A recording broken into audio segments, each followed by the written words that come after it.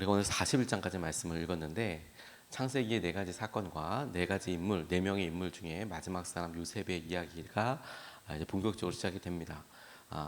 어저께 시간에는 그래도 아버지 집에 있을 때 떠나온 것을 보았다면 오늘은 그가 노예였다가 누명을 쓰고 죄수였다가 다시 그의 삶이 완전히 전혀 다른 180도의 삶으로 복권 혹은 더 하나님께서 딱 선택하셔서 쓰시는 마침내 그 때가 이뤄서 하나님의 때가 이르러서 그의 삶이 꽃피우는 그런 그 시작점을 우리가 좀 같이 읽었습니다. 우리가 요셉에 대해서 생각할 때 그의 삶을 특징으로 그의 삶에서 발견된 특징 한 가지를 꼽는다면 꿈이라고 이야기할 수 있겠죠. 그런데 여러분, 생각보다 요셉은 꿈을 많이 꾸지 않았습니다. 생각보다. 무슨 말이냐면 그의 삶이 꿈에 의해서 변화되긴 했는데 정작 그가 꾸었던 꿈은 딱 한 번이에요. 어렸을 때 꾸었던 꿈. 그 다음에 그의 삶이 변화된 것은 자신의 꿈이 아니었습니다. 술 맡은 관원장의 꿈이었고, 빵 맡은 관원장은 죽임을 당했으니까 술 맡은 관원장의 꿈이었고, 바로의 꿈을 해석하는 것 때문에 그의 삶이 변하게 되었어요. 근데 그럼에도 불구하고 여러분, 그에게 꿈이라는 특징적인 단어가 그가 꿈을 꾸었을 때, 다른 사람의 꿈을 들었을 때, 그리고 결정적인 순간에 꿈을 해석하게 되었을 때 그의 삶이 변하게 되었죠. 그게 나타나는 바가 뭔가 하는 것이에요. 그러니까 우리도 하나님께서 말씀하실 때 꿈으로 이야기하실 수 있는가? 저는 기본적으로 그럴 수 있다라고 생각합니다. 근데 여러분, 우리의 삶의 중요한 순간마다 꿈으로 인도하신다라는 것에 대해서 기본적으로 동의를 하지만 그럼에도 불구하고 꿈만 가지고 인도하시지는 않을 것 같아요. 요셉의 삶에도 요셉 꿈 한 번 꿨다니까요. 근데 그의 삶은 더 많은 변화들이 있잖아요. 그래서 오늘 본문 말씀을 우리가 꿈에 대해서 생각할 때 그것이 나타나는 의미에 대해서 한번 질문해 보면 우리에게 더 많이 다가오는 부분이겠다라고 싶습니다. 오늘 첫 번째로 그가 하나님께서 이루실 때까지, 하나님의 때까지 요셉이 이르게 될 때 중요한 포인트로 우리가 붙잡고 싶은 것은 시간이 필요했구나. 그냥 이루어진 게 아니고 그렇게 되어질 때까지의 충분한 시간이 필요했고, 그 필요한 시간을 우리는 낭비라거나 혹은 무조건 기다림이라고 이야기하지 않고 훈련이라고, 그에게 필요한 훈련의 시간이라고 할 수 있겠구나라는 점에 주목하고 싶어요. 우리도 하나님께서 우리에게 이루시고자 하시는 계획이 이루어지게 될 때 반드시 시간이 필요하고, 그것을 우리 스스로는 조급해하고 혹은 우리 스스로는 아무 응답이 없고 참고 기다린다고 생각하지만 하나님께서는 그것을 훈련이라고 그렇게 부르고 계신다라고 싶어요. 오늘 1절과 2절 말씀을 보면 이렇게 나와 있습니다. 그로부터 만 2년이 지나서 바로가 꿈을 꾸었다. 그가 나일 강가에 서 있는데 잘생기고 살이 찐 암소 7마리가 강에서 올라와서 갈밭에서 풀을 뜯는다 하면서 바로의 꿈 이야기가 쭉 이어지게 됩니다. 그가 억울하게 감옥에 갇히게 되었습니다. 보디발의 아내를 범하였다라는 그런 누명을 썼습니다. 원래는 그 보디발의 아내가 요셉을 유혹한 그런 일이었지만 그가 옷을 벗고 도망가자 그 겉옷을 붙잡고 요셉이 나를 거꾸로 해하려고 했다, 이렇게 누명을 씌워서 그가 감옥에 갇히게 되었습니다. 하지만 많은 성경학자들이 생각하기에 당시의 노예는 일종의 소유물 같은 거였고, 더군다나 개인의 그런 노예였을 뿐만 아니라 주인의 아내를 범하였다라고 하는 것은 그냥 보통 죄가 아닌데, 그가 감옥에 수감되었다는 것만으로도 그는 결백한 것 아니냐, 이렇게 이야기하시는 분들도 많이 있고 저도 거기에 사실 동의합니다. 살려두었다는 것 자체가 사실 이상한 거죠. 그런데 살려둬서 감옥에 갇혔고, 그 감옥은 바로에게 잘못한 사람들, 죄를 지은 사람들이 수감되는 그런 장소였다라는 것이죠. 그곳에서도 꽤 많은 시간이 흘렀습니다. 그런데 바로를 음해하려고 했다, 죽이려고 했다라는 두 사람이 이제 들어오게 되는데, 술 맡은 관원장과 떡 맡은 관원장, 빵 굽는 관원장이 들어와서 어느 날 꿈을 꾸는 것 아니겠습니까? 꿈대로 해석해 주었을 때 술 맡은 관원장은 복권이 되고, 이 빵 굽는 관원장은 죽임을 당하게 되는 그걸 꿈을 해석해 주고 과연 그렇게 되었습니다. 술 맞은 관원장이 복 건들 때 부탁해요. 나를 좀 기억해달라고. 나를 꼭 기억해달라고. 그리고 2년, 만 2년이 지나서라는 거예요. 그리고 그의 삶이 이제 감옥에서 끝난다 이렇게 후회할 만도 하고 이제 포기할 만도 한데 술 맡은 관원장이 들어와서 와 이제 내가 좀 뭔가 바뀌는 건가? 와 이제 내가 좀 이렇게 움직일 수 있는 건가? 이런 생각을 하게 됐죠. 우리 생각에는 그냥 술 따르는 그런 관원이니까 별거 아니다라고 싶지만 사실 그렇지가 않아요. 왜냐하면 여러분 느헤미야 생각해 보십시오. 느헤미야가 술 맡은 관원장이었거든요. 근데 그가 어떻게 됐습니까? 그가 이스라엘 같은 나라에 총독으로 갈 정도로 자기가 원하면 그런 데는 총독으로 갈 만큼 왕에게는 최측근이었고 그만큼의 권력이 있던 그 당시에는 굉장히 중요한 직책이었다라는 점을 알 수 있죠. 그래서 바로가 꿈을 꾸었을 때 그에게 그 꿈과 관련된 이야기에 대해 조언을 해줄 수 있을 만큼의 가까운 사람이었어요. 그런데 바로가 꿈을 꿀 때까지 2년 걸렸다니까요. 바로가 꿈을 꿀 때까지. 그런데 요셉은 그와 같은 내용과 사실을 전혀 확인할 수 있는 방법도 알 수 있는 방법도 없죠. 그저 주구장창 기다리는 그런 상황을 마주하고 있는 겁니다. 그런데 여러분 그런 상황에 가만히 이런 질문을 해보게 됐어요.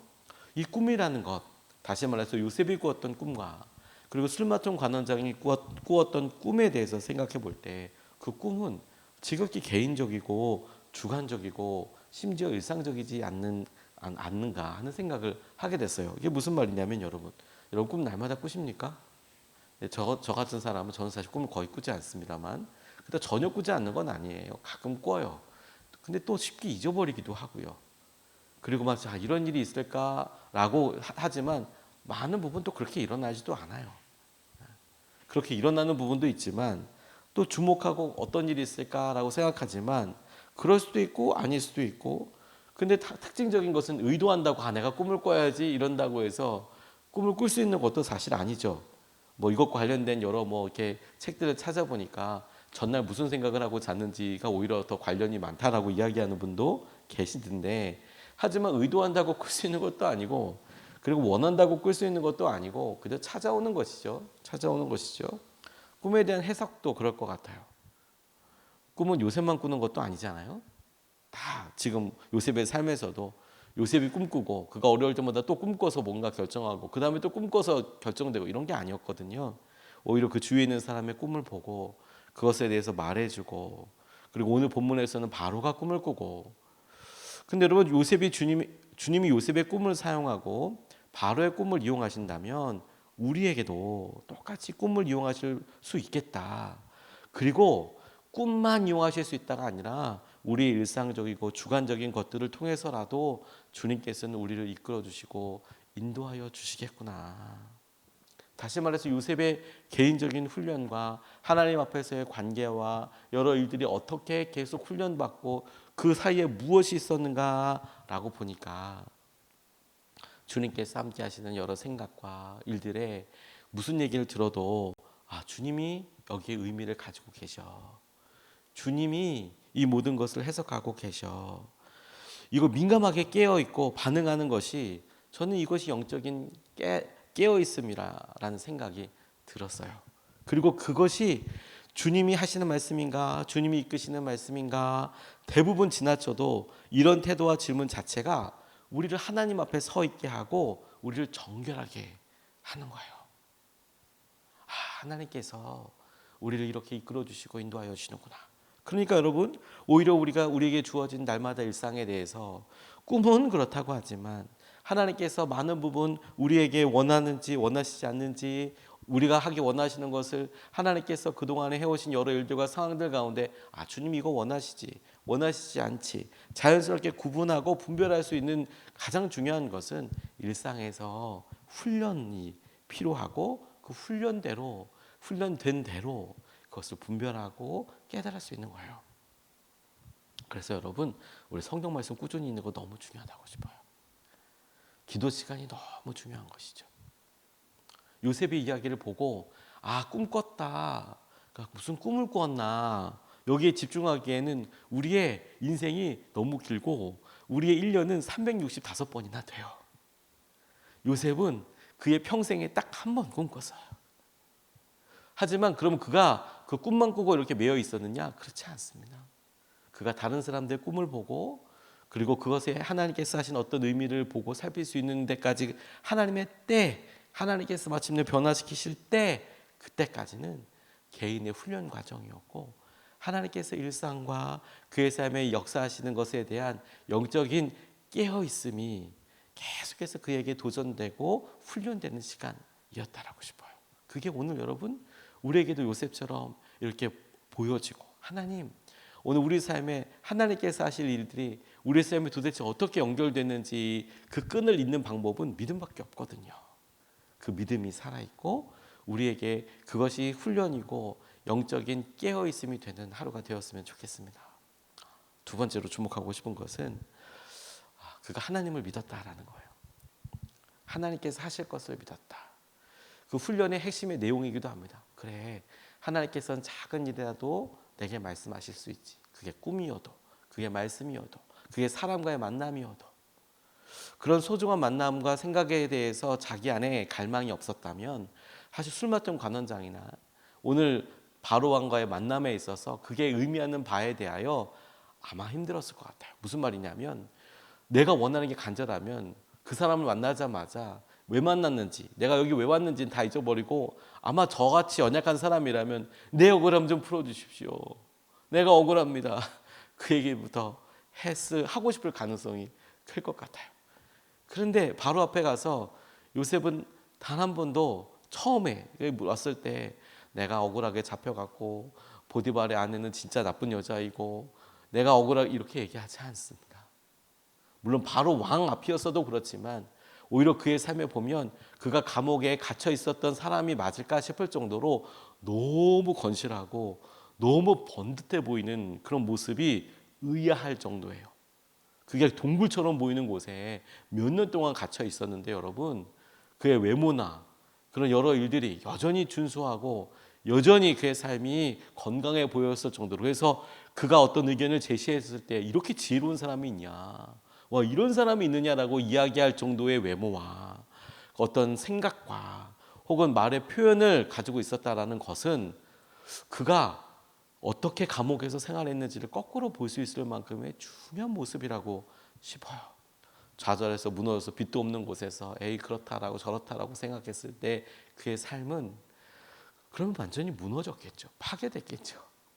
근데 그가 그곳에서도 하나님께서 함께 해주심으로 그가 맡겨진 일에 최선을 다하고 그래서 사람들 만날 때마다 지혜를 구하고 그런 집약체가 오늘 있었던 중요한 일들의 표현이라는 거예요.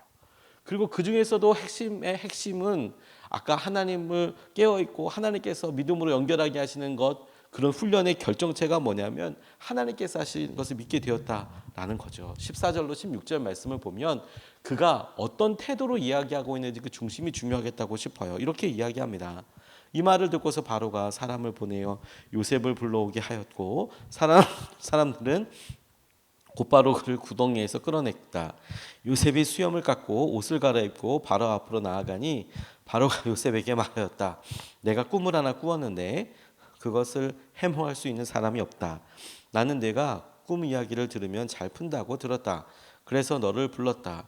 요셉이 바로에게 대답하였다. 저에게는 그런 능력이 없습니다. 임금님께서 기뻐하실 대답은 하나님이 해주실 것입니다. 고 이야기하고 있습니다. 여기서 다른 사람과 완전히 다른 점이 바로 그거예요. 내가 할 수 있겠다라고 생각하는 것이 아니라 하나님께서 하실 수 있으실 것입니다. 그러니까 그가 다른 여러 생각들과 자신의 지혜에서뿐만이 아닌 탁월한 어떤 대안과 이러이러한 일에 대해서 하나님이 하실 것이다라는 확신이 있었던 것이라고 싶습니다. 바로가 그에게 물었을 때 그는 꿈을 해석하는 능력이 자신에게 있는 것이 아니라는 사실에 대해서 명확하게 인지하고 있었어요. 하지만 장면을 조금 앞당겨서 술 맡은 관원장은 뭐라고 이야기했을까요? 술 맡은 관원장은 요셉이 꿈을 그렇게 용하게 해몽했습니다. 술 맡은 관원장은 그렇게 얘기하지 않았겠습니까? 바로도 들었을 때 요셉에게 건넸던 첫 번째 말이 네가 꿈을 해몽 잘한다며? 요셉 네가 그렇게 잘한다며? 하지만 요셉은 하나님께서 그와 같이 하신다는 것에 대한 확신이 있었다고요. 근데 술 맡은 관원장한테도 그랬어요. 하나님께서 뜻을 가지고 계시다. 하나님을 오히려 여러분 더 의지하게 되는 것이죠. 그가 어렸을 때 꿈을 꾸었을 때 우리는 어떻게 행동했는지 잘 알고 있습니다. 그리고 그가 변했다면 그에게 있었던 시간이, 고난이, 어려움이 어떤 역할을 했을 거란 말이에요. 그가 꿈을 꾸었을 때 그 꿈에 대해서 어떻게 행동했는지를 잘 생각해 보면, 어렸을 때나 비포와 애프터를 보면 그에게 있던 이 시간과 고난과 어려움이 그의 성격과 그의 삶을 변하게 한 것이 틀림없을 텐데, 그럴 때 어떤 것을, 뭐가 바뀌었느냐? 그가 어렸을 때에는 그 모든 일이 하나님과 연결된지 몰랐어요. 그래서 형들한테 삐삐삐 얘기하고, 그리고 다분히 그 가운데에는 뭐 형들이 얘기했던 것처럼 네가 우리들을 절을 받고 그런 사람이 되겠느냐라는 의도가 요셉에게는 없었을까? 성경에 나와 있지 않았지만, 하지만 그렇게 이야기하는 그런 철딱선이 없는 그런 사람이었어요. 하지만 요셉은 어렸을 때 그게 하나님께서 뭔가 하실 거라고 생각하지 못했어요. 하지만 그가 미디안 사람들에게 이렇게 팔려서 가고, 그래서 이집트로 오고, 거기서 팔려서 노예 생활을 하고, 노예 생활하다가 종살이를 하고, 하나님이 항상 함께 하심으로 그가 형통한 삶을 살게 되면서 매일매일 자신의 삶에서 훈련되고 핵심으로 이루어져 온 것들이 무엇이었냐면 하나님과 연관이 있는 거구나. 그래서 하나님을 신뢰하게 됐다니까요. 하나님. 저는 이 말씀을 어제 묵상하면서 이런 질문을 해봤습니다. 요셉이 그러면 그 사이에 꿈을 꾸지 않았을까? 여러분, 요셉이 한 이 등용될 때까지 한 13년 이 정도에 꿈꾸지 않았을까요? 꿈을 안 꿨을까요? 꿈을 꿨을까요? 뭐 저는 이런 생각을 해봤어요. 매일 꾸지는 않았을 수도 있겠고, 한 주에 한 번 꾸었을지 뭐 잘 모르겠습니다. 근데 적어도 10년에 한 번도 안 꿨을까? 이러진 않을 것 같아요.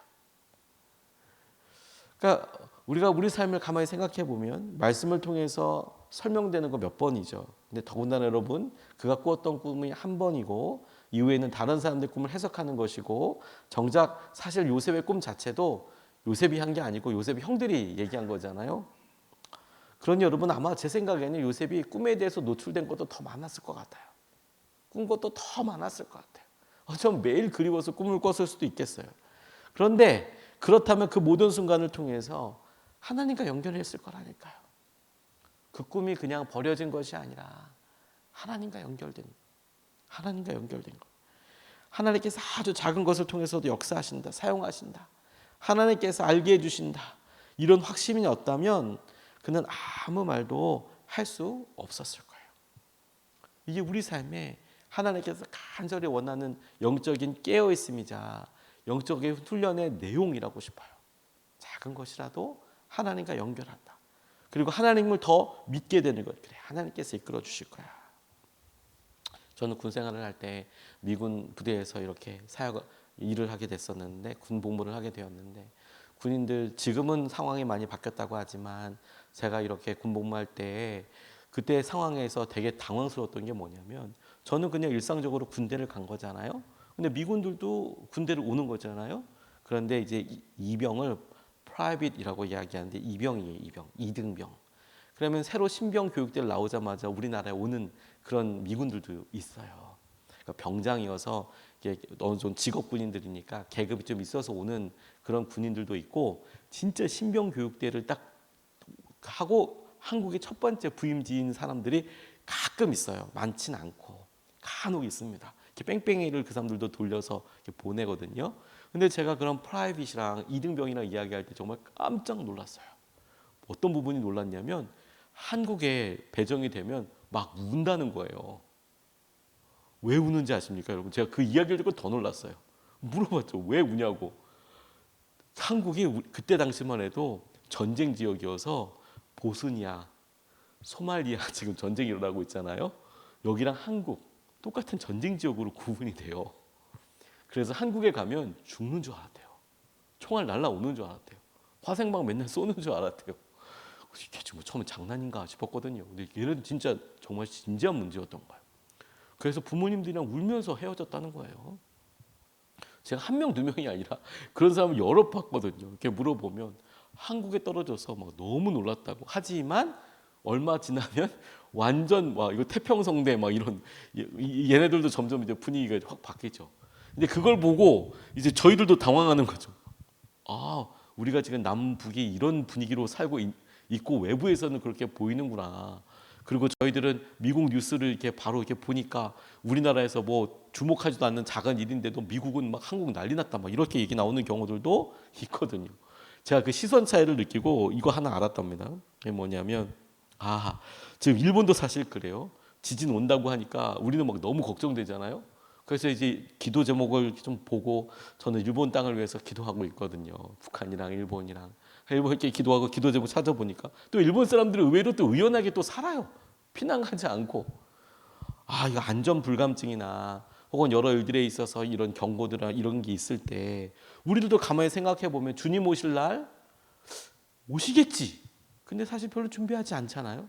라고 생각된다면 이런 깨어있음이 얼마나 중요한 건가. 하나님께서 오늘도 우리에게 말씀하시고 이끌어주시고 적어도 우리가 이런 것에 깨어있는 것 자체만으로도 준비하고 대응한다면 그것은 그냥 사라져버리는 게 아니라 이번에도 아니었어. 이번에도 끝이야. 이게 아니라 아니야. 그 일에 대해서 준비하고 깨어있고 훈련되고 연습되는 것을 통해서 적어도 우리가 하나님 우리와 함께하고 계시고 하나님 우리와 말씀하신 것에 대해서 끊임없이 훈련될 수 있겠더라고요. 오늘 여러분 작은 일에도 주님의 은혜와 마음을 붙잡고 나아갈 수 있으면 좋겠습니다. 오늘 두 가지 말씀을 같이 나눴습니다. 시간이 필요합니다. 개인적인 훈련 과정이죠. 그걸 주님의 은혜와 마음 가운데 우리가 붙잡고 함께 의지하면 좋겠어요. 하나님과 연결시켜라. 오늘 여러분 작은 일들도. 그래서 그런 것들이 아마 하나도 그냥 버려지는 게 아니라 하나님의 은혜를 깨닫게 되는 통로가 될 겁니다. 여러분들을 훈련시키시고 이끌어가시는 주님의 은혜가 될 거예요. 두 번째, 그래서 결국 하나님을 믿었다. 하나님께서 하신 것을 믿게 되었다. 하나님을 더 신뢰하게 될 것입니다. 더 의지하고 따라갈 수 있었으면 좋겠습니다. 이것을 붙잡고 두 번 나눠서 같이 기도하겠습니다. 첫 번째, 하나님께서 일을 이루실 때를 기다리며 오늘을 믿음으로 훈련하게 해달라고. 그런 말씀이나 큐티나 기도나 여러분 우리가 아침에 시간을 내서 기도하는 것이나 말씀을 읽는 여러 시간들 성경 통독이나 마음에 쓰는 성경이나 오늘 믿음 훈련하는 시간으로 잡으십시오. 하나님께서 일을 이루실 때를 기다리며 오늘을 믿음으로 훈련하게 하여 주십시오. 오늘 이렇게 우리 훈련시켜 주십시오. 우리 첫 번째로 같이 함께 기도하시겠습니다.